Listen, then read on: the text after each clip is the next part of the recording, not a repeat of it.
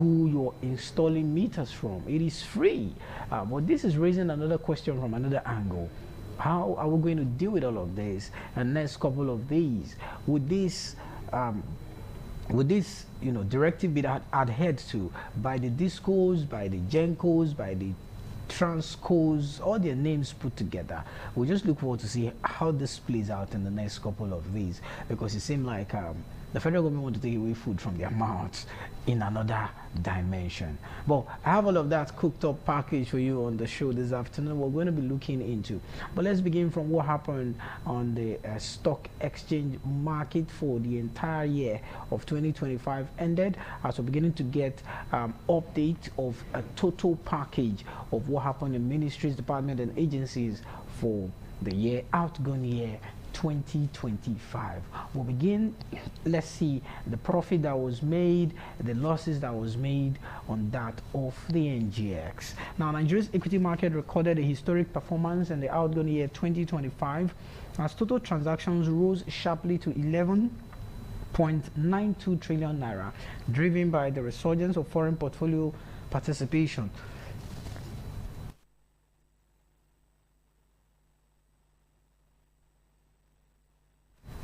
Driven by portfolio participation and sustained dominance in domestic investors. According to the domestic and the foreign portfolio participation in the equity market trading summary of transactions as of December 31st, 2025, released by the Nigerian Exchange Limited, which was made available to correspondents on Thursday, 22nd of January 2026. Market activities more than doubled to 5.59 trillion naira in 2024 and 11.92 trillion naira in 2025, reflecting a year-to-date growth of 113.39%. Domestic investors remained the backbone of the market activities throughout the year, accounting for 77.79% of the total transactions, with trade valued at 9.27 trillion naira. Foreign investors contributed the remaining 22.21%, equivalent to 2.65 trillion naira, signaling a notable recovery in offshore participation after years of continuous positioning. On a monthly basis, market momentum accelerated strongly towards the year end. Total transaction increased by 42.13% from 971.18 billion naira in November 2025 to 1.38 trillion naira in December 2025. Compared with December 2024, when the transaction stood at 673.67 billion naira, the market activities expanded by 104.91% on the scoring the strength of the 2025 rally. The December surge was largely supported by foreign buying, and foreign transactions jumped to 182.70% from 162.04 billion naira in November to 458.09 billion naira in December, driven primarily by significant blocks of trade. Despite this sharp rise, domestic investors continued to outperform foreign investors, with domestic transactions exceeding foreign trades by approximately 34% during the month. Domestic transactions also rose by 13.99% on a month-on-month basis, increasing from 809.14 billion naira in November to 922.31 billion naira in December.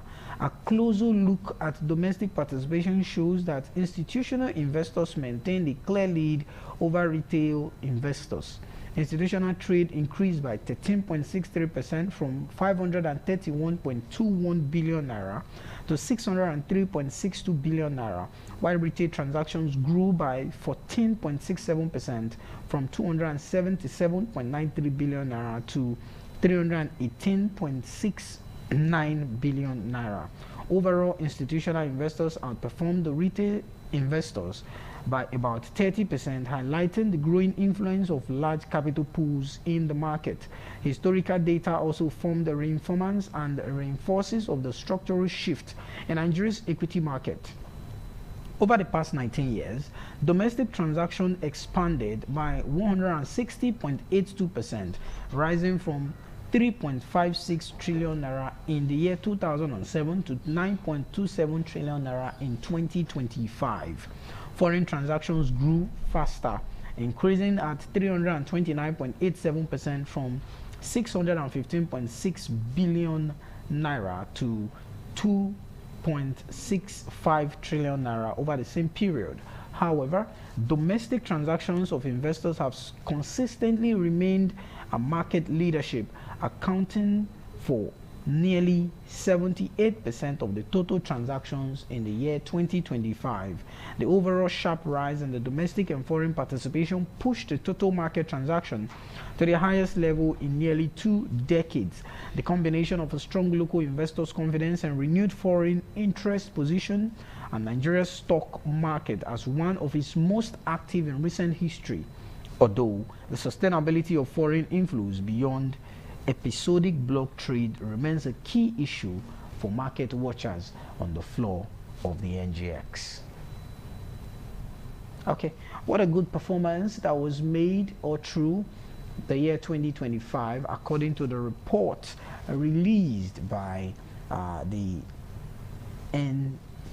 NGX, that's the Nigerian Exchange Limited. So looking at a breakdown from what transpired in 2024 and 2025, 2025 seemed to have had a higher share of profit making and profit taking on the floor of the NGX. Let me walk you through to the Apex Bank to see how the CBN Governor Olayemi Cardoso said the decision of the CBN has made inflation to trickle down, to an extent by 10 points. Let's walk through and see what Olayemi Cardoso said about inflation. Nigeria's sustained monetary tightening has played a central and a crucial and critical role in slowing inflation, with research estimates showing that the Apex Bank, the Central Bank of Nigeria, the CBN's policy stance accounted for as much as 10 percent points of the decline of headline inflation and food inflation. This is according to the governor of the Apex Bank, the Central Bank of Nigeria, Olayemi Cardoso, and the monetary policy, who also chairs the Monetary Policy Committee, the MPC of the CBN. It stated that a personal statement released by the Apex Bank on Thursday, Cardoso, in a personal statement by the Monetary Policy Committee, held its last meeting in November 2025. It described the outcome as a strong counterfactual evidence of the effectiveness of the monetary policy despite significant domestic and global headwinds. He said that the findings reinforce the need for bold and consistent actions to preserve price stability. In a statement, Cardoso stated that research estimates indicate that our tight policy stance has accounted for up to 10% of the decline in headline inflation, providing encouraging counterfactual evidence of the effectiveness of monetary policy to the current environment, and a reminder of the need to consistently take bold actions and steps in tackling inflation. Data also shows that headline inflation declined to 16.05% in October 2025 from 18.02% in September the same year 2025, and is now at 8.43% points lower than the 24.48% recorded in January 2025. The CBN governor noted that the disinflation has been broad-based, cutting across headline, food, and core inflation, with momentum strengthening in the recent months. According to him, the slowdown reflects the reduced foreign exchange volatility, lower prices in food, and better anchored on inflation expectations supported by relatively stronger naira. He added that the exchange rate has become significantly less volatile and has shown signs of market-driven appreciation, while foreign reserves have continued to strengthen following reforms that provided capital inflows and triggered structural shifts in Nigeria's balance of payment. Beyond inflation, Cardoso said that the macroeconomic conditions have improved, with rising investors' confidence, stronger external buffers, and positive business and household sentiment supporting long-term investment in critical sectors of the economy. However, he warned that the risk to the outlook remained elevated, citing global uncertainties, geopolitical tensions, and Nigeria's recent designation by the United States President Donald Trump as a country of particular concern. He noted that although the designation is rooted in security issues, it could have also some economic spillovers and effect in the long run. He also identified that the 2026 political cycle as a key domestic risk, given the historical link between pre-election and fiscal expansion and inflationary pressures, exchange rate depreciation, and external sector stress. The governor of the Apex Bank said that the fiscal reform, though necessary, often take time to deliver results and may introduce new challenges in the interim, stressing that monetary policies must remain alert and proactive to prevent any reversal in the disinflationary trend. Cardoso said that deliberations at the November MPC meeting supported maintaining a tight monetary stance, identifying excess system liquidity as a major threat to price stability. He also argued that holding policy rates steady would reinforce stability and signal confidence that the current stance is delivering a desired result. He added that improved anchoring on overnight market rates within the standing facilities corridor shows a stronger policy transition and transmission to the wholesale market, providing room for operational adjustment to better manage liquidity conditions. He said that based on the assessment, supported retaining of the monetary policy rate MPR at 27%, adjusting the standing facility corridor at plus 54/ 450 basis points, and maintaining a 45% cash reserve ratio for commercial banks and 75% CRRO on non-TSA public sector deposit, while keeping the liquidity ratio unchanged at 30%. Okay, so what a year you can actually say last year was, or what he said they've done since November down to December after the last MPC meeting, the 303rd, for last year. So we'll be expecting the 304th supposed to have happened, but I don't know, probably they are still trying to put themselves back, the 12-member MPC members of the MPC putting themselves back for the new year to see when they meet. But hopefully by February, which is next month, they definitely will meet. Let's say the next decision they will take on MPRO, on interest rate, on CRRO, just name all of them put together. Let's take a break. When we return, we'll still stick to the Apex Bank and get more information from them. Before I give you the latest that just came out today, trendy from the federal government, talking about installation money you pay to BEDC or any of the EDCs wherever you are, the discos, the GENCOs, for installation of meters. Stay with us after the break. The show continues shortly. Stay with us.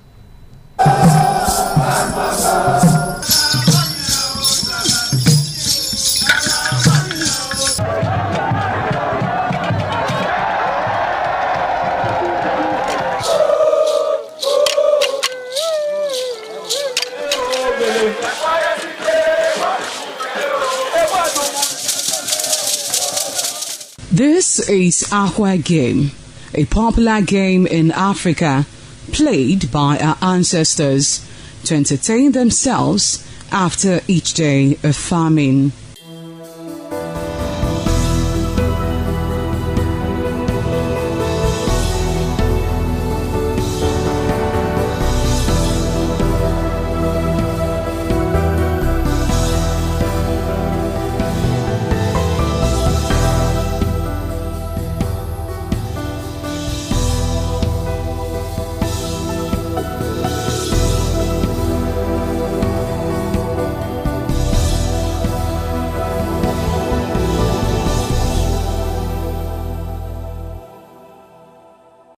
It is also relevant in our coronation in Africa. It is a sport and indeed very interesting, as every seed had a role in the game.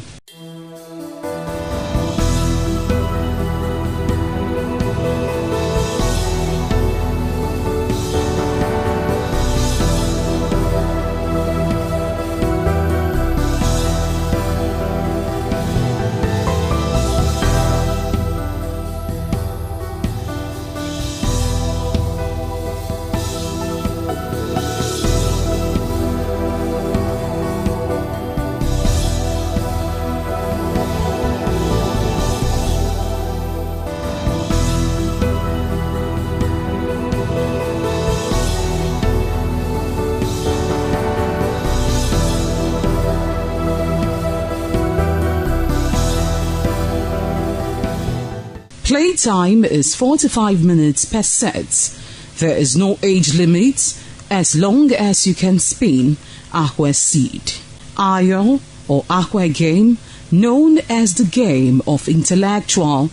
This game requires a lot of mathematical skills. Akwa game is played with carved wooden box containing 12 holes.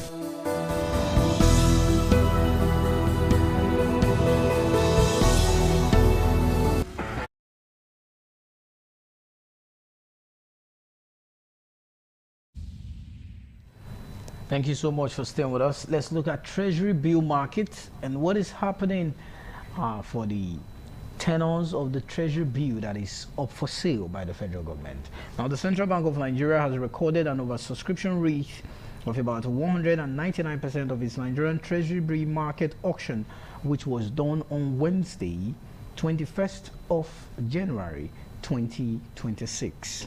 Aggressively positioned by high yields, with a total subscription rising to 3.44 trillion naira, an offer of 1.15 trillion naira, which was against the previous offer. The level of demand, roughly 3 times the amount of offer, marked the strongest showing since December 4th, 2024, when bids crossed 5 trillion naira during the period of peak inflation and sharply elevated interest rates. Result of the January 21st, 2026 auction showed that despite the heavy interest, the Apex Bank sold only 1.06 trillion naira worth of bills across 91-day, 182-day, and 364-day tenors, leaving about 2.38 trillion naira in unmet bids. The restrained allotment signaled the CBN's continued preference for tighter liquidity condition as it balances government funding need and inflation and exchange rate pressure. Investors' appetite was heavily skewed towards the long end of the curve, reinforcing expectations that rates may be near their peak, while the 91-day bill recorded subscription of 46.13 billion naira against an offer of 150 billion naira, with 40.61 billion naira allotted at the stop rate of 15.84% and 182-day bills, which attracted 46.51 billion naira in bids, versus a 200 billion naira offer with 42.16 billion naira sold at 16.65%. The 364-day bill dominated the auction, drawing 3.35 trillion naira in subscription against the offer, and 800 billion naira, translating to an oversubscription rate of more than 318% for the tenor alone, with the CBN allotting 977.68 billion naira at a stop rate of 18.36%. True yields movement also pointed to sustained tightness in system liquidity.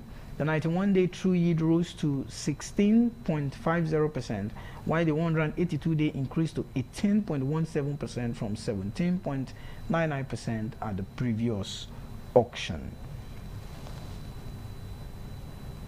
And now to the big story, or to the bigger story, from the Federal Ministry of Power and the Minister of Power himself, Prince Adebayo Adelabu. The federal government has banned electricity distribution companies and installers from collecting any form of payment for meters, warning that DISCO officials and installers found extorting customers and consumers will be prosecuted. The Minister of Power, Prince Adebayo Adelabu, issued the warning on Thursday during an on-site inspection of the newly imported smart meters at APM terminals in Apapa Port in Lagos. Adelabu said that the meters were procured under the World Bank-funded Distribution Sector Recovery Program and must be installed to consumers and customers for free of charge, stressing that any demand for money would be treated as an offense under the law. Adelabu, who was received in the Apapa Terminal Port Command by the Nigerian Customs Service by Area Comptroller Emmanuel Oshoba, expressed happiness over the importation of another tranche of 500,000 smart meters through the DISREP program.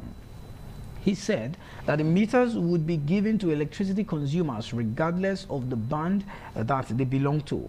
The main objective, according to him, is that for a physical on-site inspection and the shipment of the smart meters by the federal government, which was imported under the World Bank assisted program and funded distribution sector recovery program. Adelabu said that he was optimistic in the couple of years that every household and businesses would have and institutions would have meters and be fully metered, so that billings and collections in the power sector would become a more transparent, fair and just process. I'm pretty sure you definitely would be excited about this news, but it also brings to mind or brings to bear about how do the electricity distribution company go about some of these things. Sometimes, or most of the times, you see how violent some of them could be when you're even applying for the meters. In some cases, they extort you, they collect ×2 of the money you are even supposed to pay normally. But here, the Federal Ministry of Power, the federal government is saying it's for free. So the implementation of for free is going to be another kettle of fish or another discussion for another day. We look forward to seeing this implementation, matching words with the actions or matching actions with their words by the federal government. That's how far we can go on the show today. God willing, we'll be back again next week to walk you through. On behalf of my team, I want to thank you for being a part. I'm Lawrence Osifo. See you on the next one. Bye for now.